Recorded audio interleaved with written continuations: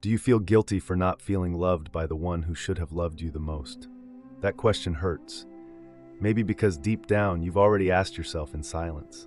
Society has built an almost untouchable myth that all mothers love, protect, and care. That maternal love is unconditional, instinctive, and flawless.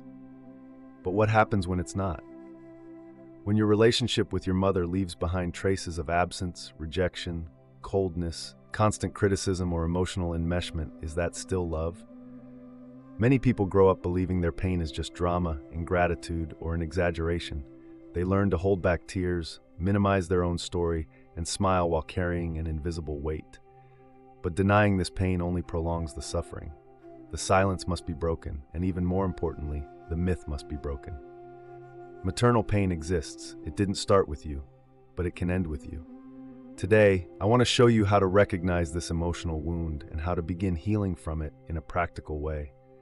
And at the end, I'll offer you a challenge that might completely change your story, just like it changed mine. The mother wound isn't just a sad memory. It's like an invisible scar on your psyche that's been there since childhood. It shows up when, for whatever reason, a mother couldn't give the affection, attention, or care the child needed. Sometimes because she, too, was wounded. We can divide this wound into two main types, the active wound and the subtle wound. The active wound is more visible and comes from experiences like emotional, physical, or verbal abuse, neglect, abandonment, or direct violence. It's the kind of pain that leaves visible marks and is often recognized as trauma. The subtle wound is harder to identify, but just as damaging. It shows up in overprotective, controlling, excessively critical mothers who smother their children with conditional love or turn them into their emotional partners, reversing roles. In this case, the child grows up believing they have to be something to earn love. It's like a sweet poison. It looks like care, but it distorts the child's identity. Authors like Peg Streep in Daughters Who Feel Unloved and Alice Miller in The Drama of the Gifted Child show how these experiences accumulate and stretch across adult life, especially when they go unrecognized. Carl Jung offers a symbolic and archetypal view. The mother is the first image of the world. When this image fails, the child doesn't just feel pain. They construct an inner world where love is unstable, affection is dangerous, and the self must be shaped to survive emotionally. It's like the emotional ground beneath you is cracked. You walk, live, and love with the constant fear of falling. That's why understanding this wound is the first real step toward healing. Not to place blame, but to name what hurt you, because what is named can finally be welcomed. And once you start naming it, something incredible happens. You realize that this pain isn't just one thing. It has spread into your life in ways you didn't even recognize, becoming nearly invisible wounds that still bleed. You can go years feeling like something is wrong with you, without realizing that feeling comes from an old, invisible, unacknowledged wound. The mother wound, especially when unnamed, disguises itself as personality traits that are actually defense mechanisms built to cope with love that was never reliable. Maybe you have trouble trusting others. You expect the worst, fear abandonment, betrayal, or being used. That constant distrust may not stem from a romantic betrayal, but from a childhood where maternal love was unpredictable or conditional. Maybe you struggle to trust yourself, feel like you're never enough, like everything you do needs someone else's approval, review, or validation. That kind of insecurity often comes from overly critical mothers who demanded perfection, constantly compared you, and taught you, without words, that making mistakes meant losing love. If setting boundaries feels impossible, if you feel guilty saying no, if you tolerate things that hurt you just to keep the peace, that too might be emotional inheritance. Many mothers taught their children that love came with obedience, sacrifice, and self-erasure. A distorted self-image, fear of being seen, shame around your body or your voice. These are also signs of a childhood where being yourself didn't feel safe. The fear of intimacy, of giving and receiving love, doesn't come from the present. It comes from a past where love meant pain and affection was followed by rejection. That hypersensitivity, the feeling that everything hurts more for you, isn't weakness, it's adaptation. It's a nervous system trained from childhood to detect the smallest risk of rejection. The repetition of emotional patterns, the same types of partners, the same cycles of pain, isn't bad luck. It's the unconscious trying to resolve in the present a wound born in the past. But the truth is, all these wounds share a common root, something that was planted a long time ago in your earliest years and still shapes how you love or fear love today. From the very beginning, all you needed was a gaze that said, "You are safe here." The way that gaze was given, or denied, shaped far more than you think. It shaped your way of connecting to the world, of seeing yourself, of relating to others. That's what we call attachment style. Attachment theory explains how the emotional bonds formed in childhood shape our emotional responses throughout life. And the central figure in this bond is almost always the mother. When that figure offers consistent affection, emotional presence, and predictability, the child develops secure attachment. This means they grow up feeling they can rely on others, that they're worthy of love, and that the world is a place where they can express themselves without fearing rejection. But when love is unstable, cold, suffocating, or absent, insecure attachment styles emerge. And that's where maternal pain quietly seeps into the way you relate to others. Anxious attachment arises when a child lives in fear of losing love. The mother is present, but unpredictably, sometimes affectionate, sometimes critical, sometimes distant. This creates adults who are always on edge, afraid of abandonment, who love too much, who beg, who self-erase to keep others from leaving. Avoidant attachment is born when a child learns that expressing emotion is useless. The mother is cold, rigid, invalidates feelings. The result is adults who emotionally detach, avoid intimacy, and cling to control as protection from pain. Disorganized attachment is a mix of both extremes and appears when the mother is both a source of love and fear at the same time. In cases of emotional abuse or neglect, a child grows up confused, unsure whether to approach or withdraw, which often leads to chaotic relationships, self-sabotage, and a deep fear of oneself. All these patterns stem from the same root, the quality of the bond with the mother. The wound isn't only about what happened, but also about what didn't. The absence of comfort, the silence that lasted too long, the words that were never spoken. Most importantly, these patterns are not a life sentence. They are a map. Recognizing your attachment style opens the door to understanding why certain relationships hurt so much and why, despite the pain, you stay trapped in them. Because within you, there's an image of your mother that goes far beyond the woman who raised you. There is a mother in your mind, one who speaks to you constantly, often more cruelly than the real person ever was. When we think of our mothers, we picture their face, their voice, their habits, but deeper within us lives the psychic mother, an inner image built from the relationship we experienced. It's with this internal mother that we continue to dialogue throughout life. Carl Jung called this image the archetype of the Great Mother, a universal symbol within the collective unconscious that represents both nurture and danger. This archetypal mother has two sides, a nurturing one tied to love and care, and a dark one linked to guilt, control, and abandonment. When the real mother wounds us, our internal image becomes dominated by the darker side.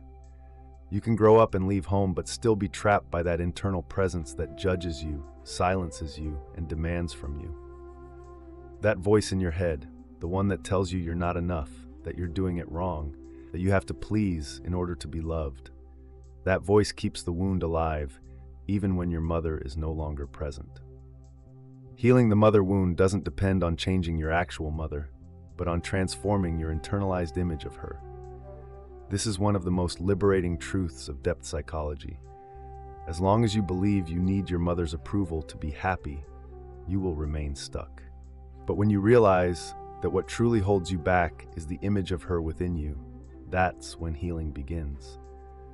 The transformation doesn't happen by trying to change who she was, but by reconstructing how you relate to her inner presence. It's like renovating the emotional house you live in, replacing suffocating walls with open windows, turning demands into warmth, fear into steadiness, silence into listening. And this emotional distancing didn't just happen one day. Over time, you put on masks, hid parts of yourself, silenced your voice until you forgot what your real face looked like. From an early age, you learned that you had to be someone else to be accepted. and so you built a persona, a social mask.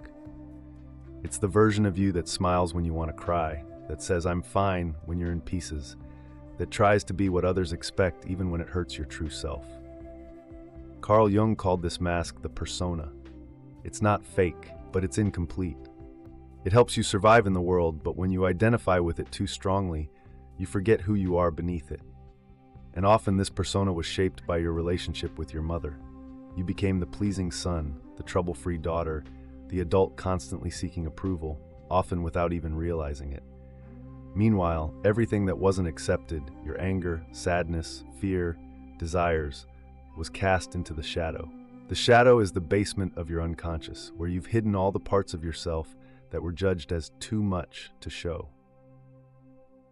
But what's repressed doesn't disappear. It comes back as anxiety, guilt, self-sabotage. It returns in your relationships, in repeating cycles, in outbursts that seem to come from nowhere. And at the center of all this lies the mother complex, a cluster of unconscious emotions and memories revolving around the mother image. When this complex is triggered, you react with the same pain you felt as a child. You might be 30, 40, 50 years old, but in that moment, you're a lost child again, craving love or fighting against an absence that was never filled. These mechanisms disconnect you from your true self, pushing you to shape your life not around who you are, but around avoiding pain, rejection, and endlessly chasing a love that may never come. Yet the love you seek outside can only be born when you reconnect with what was left behind. Recognizing your persona is the first step to taking off the mask. Facing your shadow is how you reclaim your strength. Understanding your mother complex helps you see when it's your past reacting, not your present self. And this isn't just about your relationships with others, but your relationship with love itself. Because the way you love today might, without your awareness, be a repetition of what you learned from her. You may think you're choosing who you love, but more often than not, it's the image of your mother within you that's choosing. Jung said that we all carry a contrasexual archetype in our unconscious. In men, it's the anima, a representation of the feminine. In women, it's the animus, the image of the masculine. These archetypes are largely shaped by how we related to the opposite sex parent in childhood, boys with their mothers, girls with their fathers. But in the case of the mother wound, this influence can be even more profound. Men who were emotionally hurt by their mothers or received inconsistent love from them often develop a wounded anima. This anima becomes a filter in relationships, unconsciously drawing them to emotionally unavailable, difficult, or demanding women as they try to resolve the mother wound through their partner. They seek in romantic love the acceptance they never got as children. Women, on the other hand, may develop a negative animus, an internal voice that is critical, authoritarian, and perfectionistic. It's as if they internalized a judgmental father figure, but one that, more often than not, was built from their relationship with their mother. This happens because often it was the mother who first reinforced beliefs like, you have to be strong, you can't depend on anyone, or be perfect. A wounded animus manifests as harsh self-criticism, self-sabotage, and an unconscious attraction to dominant or emotionally unavailable partners, perpetuating the cycle of devaluation. These archetypes aren't literal. They are symbolic forces that shape how we give, receive, and experience love. Until these internal images are healed, love will continue to arrive wrapped in pain. But when you realize that you're loving from a place of wounding, you can begin to create love that arises from awareness. Love that doesn't seek repair, only presence, and that doesn't repeat the past but transforms it. One of the most insidious wounds is harder to recognize because it doesn't come with overt abandonment or cruelty. Sometimes it arrives beautifully packaged, tied with the ribbon of, I did everything for you, and laced with a hidden poison. These are the cases of the narcissistic mother. Not all narcissistic mothers yell, humiliate, or seek the spotlight. Many are subtle, refined, and socially well-regarded, but inside the home they create a suffocating emotional environment where the child exists not as an individual but as an extension of her. The love is there, but it's conditional. You're only worthy of it if you please, if you fulfill expectations. if you don't threaten her ego. It looks like affection, but it's really control. The narcissistic mother wants to be loved, admired, obeyed, and is often envious of her child's light. With daughters, she may compete, criticize appearance, and diminish achievements. With sons, she may emotionally seduce them, symbolically turning them into a partner, undermining their sense of self. The emotional manipulation is subtle. After all I've done for you, you've disappointed me. Don't be selfish. Compliments, when they come, are fleeting and always carry a condition. This dynamic produces children who live for maternal approval, who learn early that their worth is tied to being useful, to earning love, to never making mistakes, to not shining too brightly, or challenging her in any way. Jung said that when a mother possesses her child's ego, the true self has no room to emerge, constantly molded by her needs. These children grow up with low self-esteem, fragile identities, and internal voices echoing childhood criticisms. They live for others, feel guilty for everything, and struggle to know who they are when they're not pleasing someone. In adapting so fully to the mother, the child loses contact with their own essence, and as adults, continues to adapt to work, to relationships, to friendships, afraid to take up space, to be rejected, to be themselves. But this psychological prison can be broken. Recognizing the pattern is the first step, followed by letting go of the hope that one day the mother will change, and instead beginning to build a healthy ego from within, an I that wasn't born to serve, but simply to be. This becomes even more urgent when you realize you might be repeating, unknowingly, the very pain with your own children that you never managed to resolve. It's time to break the cycle. If you are a mother or father, this break doesn't concern just you. It's about interrupting a chain that may have lasted for generations. Healing isn't just your right, it's your greatest act of love for those who come after you. Many women carrying the mother wound become mothers themselves with a quiet fear of repeating what once hurt them so deeply. And that fear, painful as it is already a sign of awareness, because those who repeat without guilt are still asleep, while those who fear repeating have already started to wake up. The truth is, no mother escapes her own childhood unscathed, and most carry unprocessed pain, unconscious expectations, inherited patterns. Some, without meaning to, project onto their children what they never had, what they missed, what they dreamed of. Others lose themselves trying to be everything their mothers were not, and in that effort, they get lost anyway. The good news is, the cycle can be broken, not with perfection or perfect answers, but with presence. Being present with yourself is already an act of love that resonates with your children. Because children don't need perfect mothers, they need awake mothers. Mothers who can pause, look inward, realize when they are acting automatically, and choose differently. The cycle ends when you begin to treat yourself with the love you never received, when you learn to forgive yourself for the mistakes made before you became aware, when you realize that raising a child also means recreating yourself. Being a mother in this context is a constant exercise in emotional self-responsibility, knowing that by welcoming your own pain, you prevent it from spilling into the eyes of the next generation. It's giving your children the space to be who they are, not what you had to be in order to survive. You don't have to carry the entire past on your shoulders. You can set down the pain that isn't yours and say enough.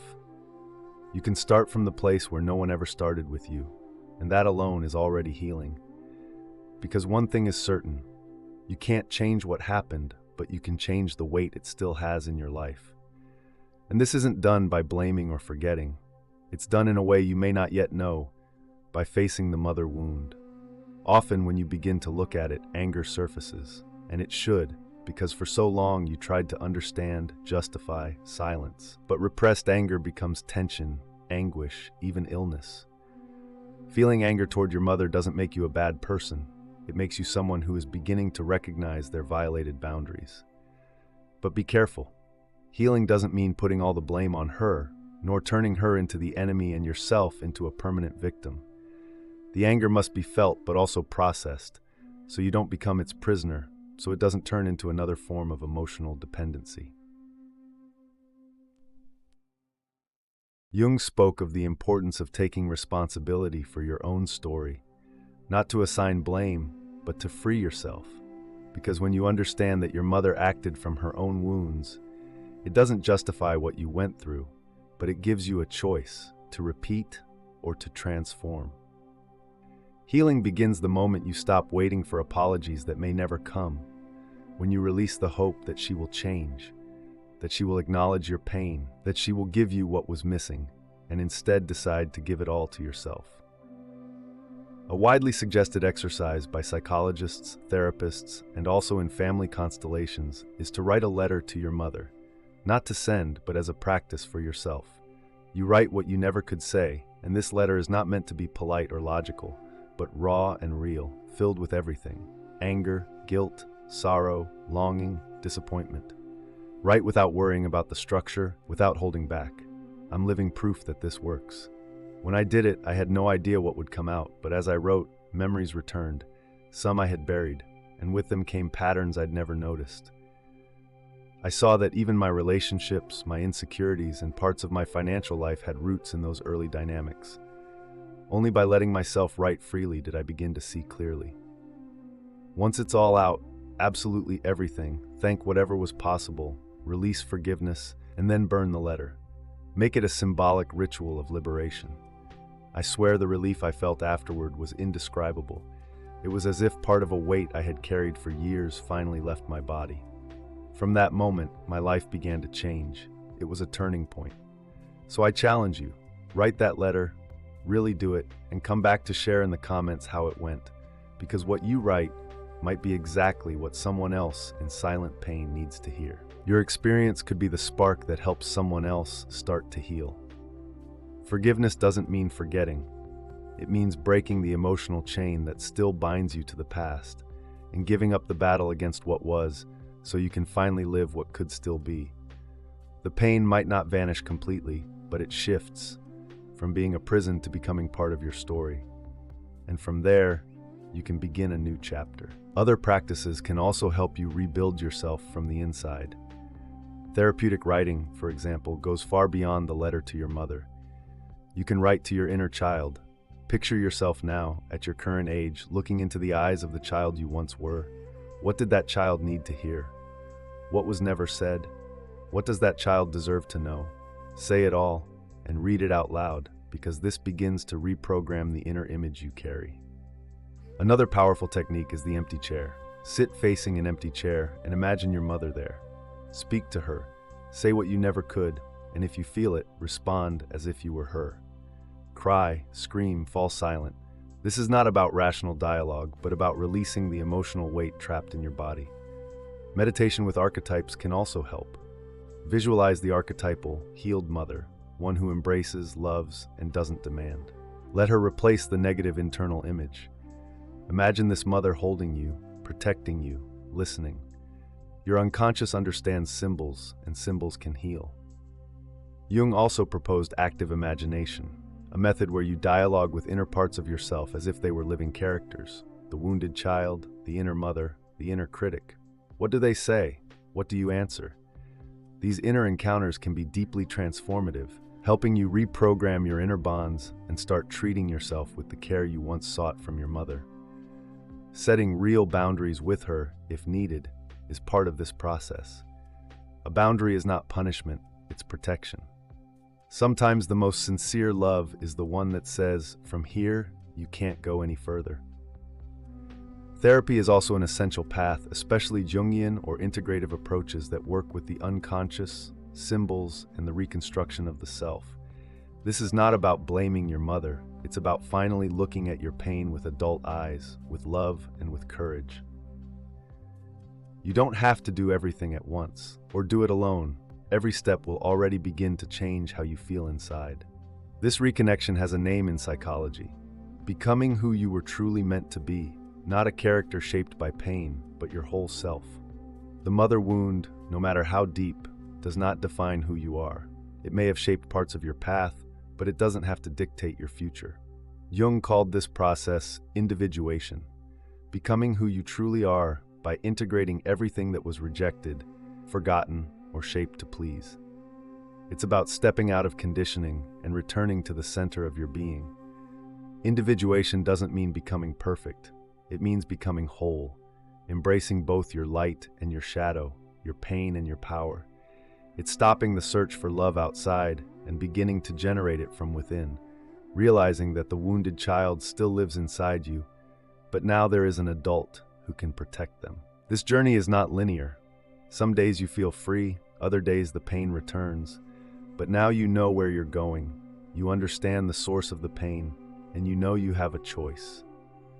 Individuation takes courage because it often means breaking away from identities you thought were yours but were actually built to survive. It's like removing a tight suit you've worn your whole life and finally breathing fully. This path includes acknowledging what was missing, but also creating what you never received. It's reclaiming the value of your voice, your desires, and your very existence. You are not what was done to you. You are the one who chooses who you want to become. And when you make that choice with awareness, life changes, not because the past changes, but because you no longer identify with it.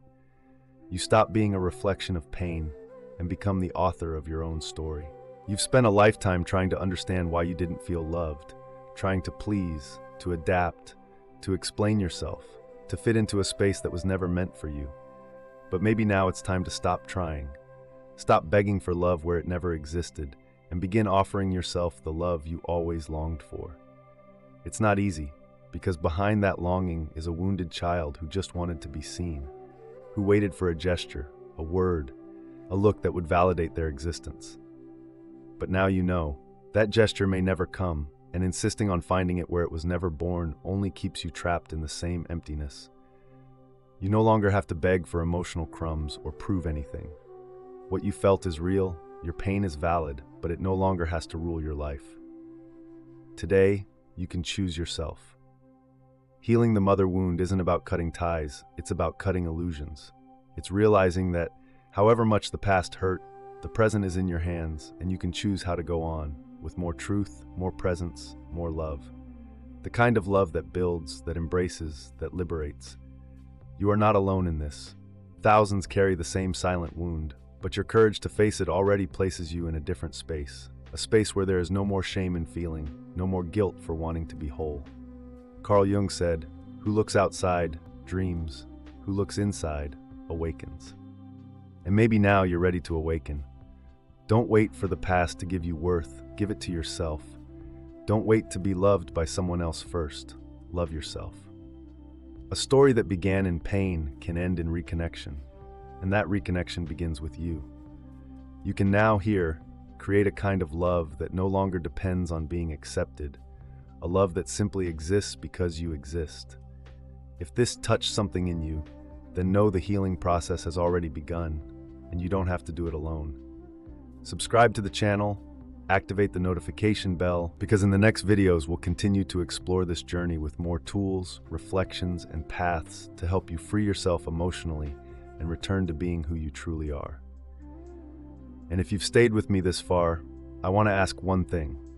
Write below in the comments, "I choose to set myself free, so I'll know you were with me to the end." And even more, I'll know you're ready to take this step with awareness. See you in the next video.